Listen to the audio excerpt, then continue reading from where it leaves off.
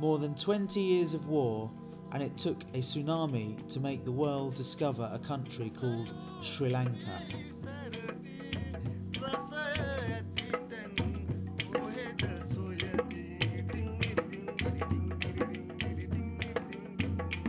Most of the help that came following this tsunami disappeared with the news cameras. Only days after the disaster struck in 2004, dozens of countries and hundreds of NGOs took their positions to enable them to offer the necessary help. In December 2007, 3 years later, many of them have left, but some did stay.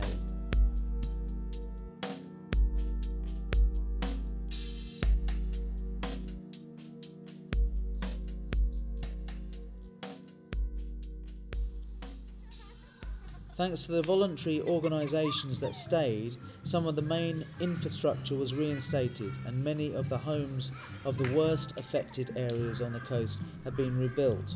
But community development and education projects are just a few of what is needed, as well as homes. The beaches are clean now and tourism started to come back. Help is needed for the long-term projects for survival and to enable these people a future in Sri Lanka. This is the story of happy hands in paradise. This is the story of Manicare. Like any other day since we came here, we leave the site to go to the Hikkaduwa beach, 10 miles west of the Manicare village and a few miles away from the city of Gaul. We spent the day today with the little ones at the Montessori class, one of the many projects that Manicare has in operation in this little town on the west coast of Sri Lanka. This part of the country has become the tourist area par excellence. You're my friend. Take your milkshake for you.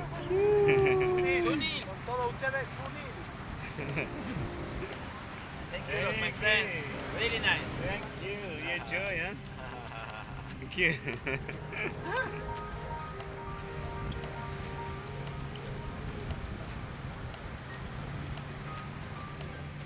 A new tourist industry, the friendly people, long beaches of pure clear sands and perfect waves make Hikkaduwa a paradise to be discovered on the shores of the Indian Oceans and not just for surfers. It is a relatively quiet region, albeit the country being in the midst of civil war. Traditionally, Buddhists, Muslims and Christians have lived here together in peace. The war in Sri Lanka is not a religious war, it is a war for the possession of the land.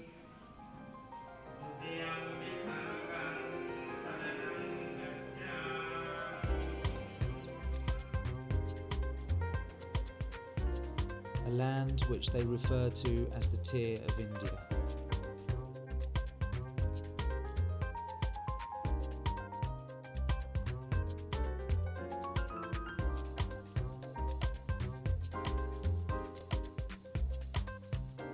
Our friend is a survivor who gives daily lessons in overcoming life's many challenges, and he will be one of the key characters of our story.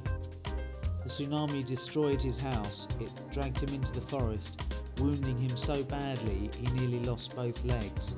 Yet now he surprises us by climbing the highest tree to offer us a coconut. His house was rebuilt, but like many others he needs medical help. Even though the foundation is paying for this now, we must not forget that it does not have unlimited resources and it has many projects underway.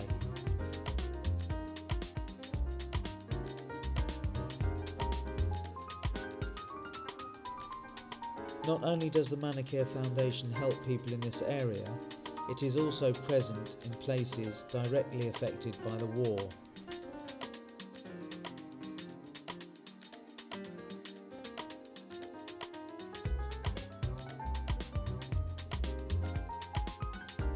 In 1996, the Manicare Foundation was working on a therapy project for children in the Regamar Hospital. After the tsunami struck, Manicare bought 2.3 acres of land in Hikkaduwa to try and build a school, a medical clinic and a recovery centre. Areas of therapy and games as part of the infrastructure needed to offer help to the hundreds of wounded and whose lives were affected by the big wave. Today, 2008, the Manicare village is still being built. The families of the children who are being schooled or tended to at the Manicare Foundation are the same ones who are helping create new local businesses to enable them to feed their families. These therapies and educational projects that Manicare has been undertaking have been aided by years of cooperation with different organisations. They are long-term projects, because busy hands are happy hands.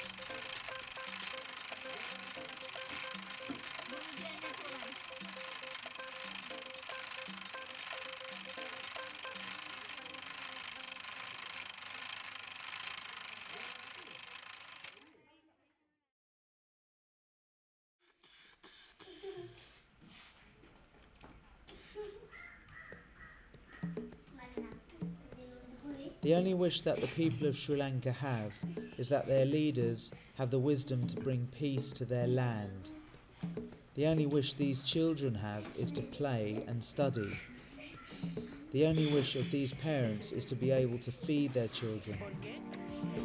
We must not forget them.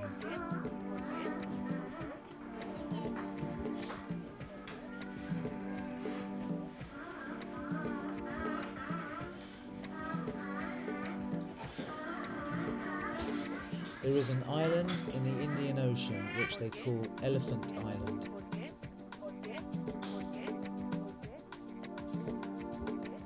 May paradise become paradise again.